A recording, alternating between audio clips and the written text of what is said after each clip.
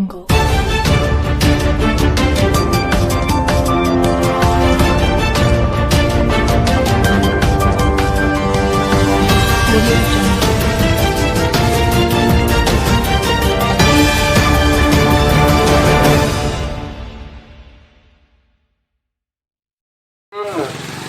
Virus महामारी के अंतर्गत लॉकडाउन की स्थिति पिछले महीने 22 तारीख से माननीय प्रधानमंत्री जी द्वारा घोषणा की गई थी और 2 दिन बाद अर्थात 25 मार्च 2020 से लगातार लॉकडाउन की स्थिति बनी हुई है। इसका कारण ये है कि देश में कोरोना वायरस से संबंधित संक्रमित मरीजों की संख्या औसत से कम नहीं हो पा रही है, लगातार बढ़ती जा रही है। और इस समय जो आंकड़ा आ रहा है कोरोना से संक्रमित मरीजों की मृत्यु की संख्या जो है करीब 718 के आसपास हो गई है। ये लॉकडाउन की स्थिति जो बनी हुई है इसका पालन करने के लिए हम सबसे अनुरोध करेंगे कि ये लॉकडाउन का पालन करें, अपने घरों में रहें और सोशल डिस्टेंसिंग अपने परिवार में भी रहें, फिर भी उसका पालन करें, बाहर न निकलें। और एक बात और, जो उत्तर प्रदेश सरकार द्वारा माननीय मुख्यमंत्री जी द्वारा भी घोषणा की गई है कि तंबाकू से संबंधित किसी भी पदार्थ का उत्पादन और विक्रय दोनों पर प्रतिबंध लगाया गया है। लेकिन कतिपय ये देखा जा रहा है कुछ लोग चोरी छिपे इस तंबाकू से संबंधित पदार्थों की बिक्री कर रहे हैं और लोग खा रहे हैं, क्योंकि पता इसलिए चल जा रहा है कि लोग खाते हुए नजर आ जा रहे हैं। और इसका दुष्परिणाम ये होगा कि ये लोग सार्वजनिक स्थान पर या कहीं भी थूकेंगे और उस थूक से संबंधित कोई भी व्यक्ति टच में अगर आ गया तो इस संक्रमित बीमारी को फैलाने का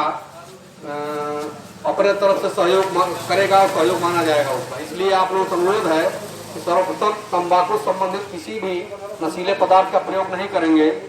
और सोशल डिस्टेंसिंग का प्रयोग करेंगे। और सबसे बड़ी बात यह है कि मुस्लिम भाइयों के लिए ये जो रमजान का पाक महीना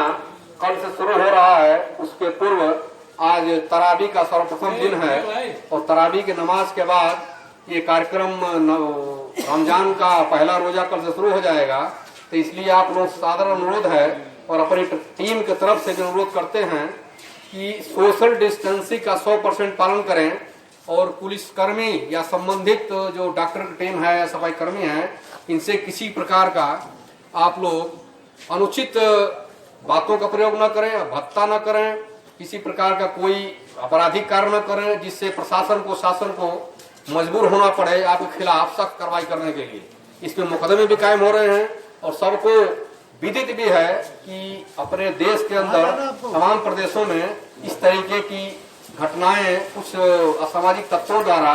जो किसी भी संप्रदाय से संबंधित हो सकते हैं किया गया है।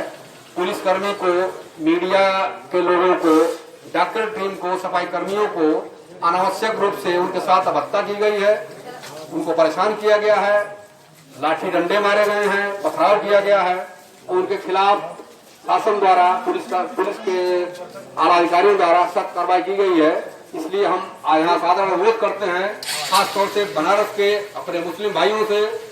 कि किसी प्रकार का कोई भद्रता पाक महीने को एक तरीके से शर्त लेकर के कि नहीं करेंगे, सोशल डिस्टेंसिंग बनाएंगे और अपने गलियों में, अपने घरों में खास तौर से सफाई पर विशेष ध्यान देंगे। कि आप सब लोग जानते हैं कि आज रमजान की चांद रात है और रमजान का पाक महीना कल से शुरू हो रहा है। आप सभी लोगों से गुजारिश है कि सहरी और अफ्तार के वक्त घर में भी ज्यादा लोग एक साथ ना इकट्ठा हों और हम सबको ये सोचना चाहिए कि इस बीमारी के फैलने से रोकने के लिए हम सब लोगों की यकजहती, एकता हमारे देश के लिए देश की सबसे बड़ी खिदमत साबित होगी कि अगर हम एक साथ इकट्ठा ना हो, क्योंकि रमजान कल से शुरू हो रहा है, हमारे लोग घरों पे नमाज अदा करें और घर के अंदर भी ज्यादा तादाद में एक साथ इकट्ठा ना हो। मोअज़्ज़िज़ हजरात, जैसा कि आप सब लोग जानते हैं कि कल से रमज़ानुल मुबारक का पहला रोज़ा शुरू हो रहा है और ये बहुत ही सख्त हालात से गुजर रहे हमारे प्यारे वतन में हम सब की जिम्मेदारी है कि जो डॉक्टर्स, ICMR और विश्व स्वास्थ्य संगठन की तरफ से जो दिशा निर्देश, जो हम लोगों को गाइडलाइन दी गई है कि किसी भी सूरत में ज़्यादा तादाद में इकट्ठा ना हो, ऐसे मौके पर घरों के अंदर ही नमाज अदा करें और तरावी की नमाज भी अपने घरों में सूरत तरावी, नमाज तरावी की शक्ल में अदा करें। घर के अंदर भी नमाज पढ़। साफ सफाई का ज्यादा से ज्यादा ध्यान दें कि अपने घरों के अंदर भी कोई ऐसी गंदगी ना हो कि आप और बाहर भी कोई ऐसी गंदगी ना हो, ताकि आप उस चीज का ध्यान दें। तो मुअज्जज़ दोस्तों कि कल माह रमज़ानुल मुबारक का पहला रोज़ा है। आप अपने घरों के अंदर तरावी की नमाज पढ़िए और 5 वक्त नमाज अपने घरों में अदा कीजिए और साथ ही साथ ज़्यादा से ज़्यादा आप अपने घरों के अंदर रहें और घर के अंदर भी रहे तो आप उस घर के अंदर ज़्यादा से ज़्यादा 10-20 लोग ना रहें, अलग अलग रहें, ताकि इस लॉकडाउन का आप पालन कर सकते हैं। तो कल माह रमज़ानुल मुबारक का पहला रोज़ा है और आप ध्यान दें कि इस लॉकडाउन के दरमियान आप 5 वक्त नमाज, तरावी की नमाज अपने घर के अंदर अदा करें। आप घर से बाहर ना निकले और साथ ही साथ आप अपने सफाई का ध्यान दें ताकि आप। जमाल, अपना नाम बता दीजिए। जी मेरा नाम हाजी नासिर जमाल है। नासिर भाई, ये किस तरीके का अनाउंसमेंट किया जा रहा है, क्या अपील की जा रही है लोगों से? देखिए, ऐसा है कि एक बहुत सख्त हालात से हम सब लोग गुज़र रहे हैं, पूरा मुल्क गुज़र रहा है और सब अपने अपने स्तर से कोशिश कर रहे हैं कि इस जो ये महामारी फैली हुई है, जो वबा है, ये इससे सब मिलजुल कर एक साथ आकर के देश को इससे बचाने के लिए सारे लोग एकजुट हो जाएं। इसी सिलसिले में लोगों को समझाया जा रहा है कि कल से रमज़ान शुरू हो रहा है